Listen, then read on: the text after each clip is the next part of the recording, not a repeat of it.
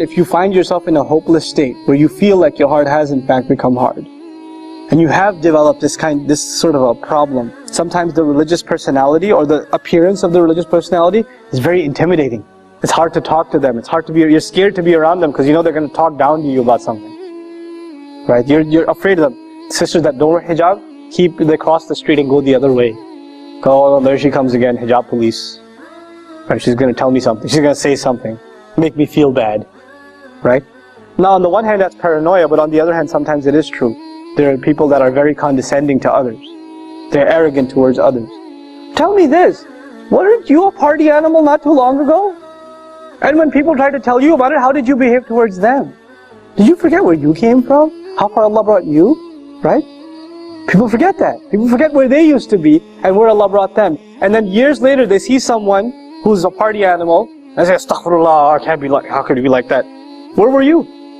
That guy should remind you of yourself. You were exactly like that. So you should remember Allah's favor upon you. وَكُنْتُمْ عَلَى شَفَا حُفْرَةٍ مِّنَ النَّارِ. You used to be at the very edge of the fire. فَأَنْقَذَكُمْ مِنْهَا. He pulled you out of it. And it's in that ayah Allah says, فَأَلَّفَ بَيْنَ قُلُوبِكُمْ. Right? Same ayah. He put love between your hearts. To have love between your hearts, you have to remember you used to be at the fire's edge yourself. And you got pulled back, and it wasn't because of you. It's not because you're a really smart person and that's why you deserve to be pulled back. Whose favor was it to you? It was Allah's favor to you. How dare you look at somebody else and think like that? Right? This arrogance is a horrible thing. It'll wipe out all the goodness out of you. It'll wipe all the goodness out of you.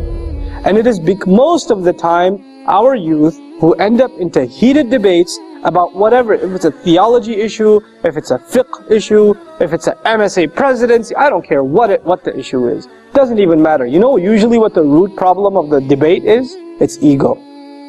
It's a big ego. That's all it is. People talking about scholars like they're talking about some athlete. You know, that guy, I don't like him. I don't like what he says. Excuse me? Do you know what journey he made for the sake of Allah? Even if you disagree with him, the fact that he left his home, whoever that scholar is, and traveled halfway across the world to seek knowledge, and spent nights and nights and nights praying and memorizing and studying, you're gonna just pass a comment on him like, oh, I don't like what he says, I think he's deviant. How dare you? What have you done? What puts you in that position to be able to say that? And you know, if you disagree with a Muslim and you think they're wrong, what should be your first attitude towards them?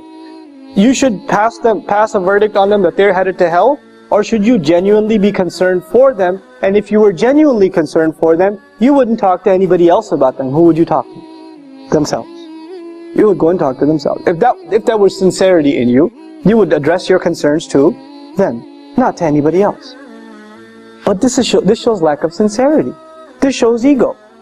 This shows you've got your team, you're rooting for your side, and you're just gonna make comments about the other. That's immature, arrogant, egotist. This is what it is.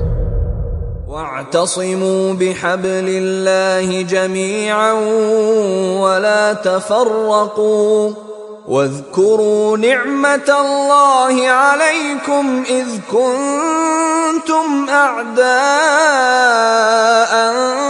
فَأَلَّفَ بَيْنَ قُلُوبِكُمْ فَأَصْبَحْتُمْ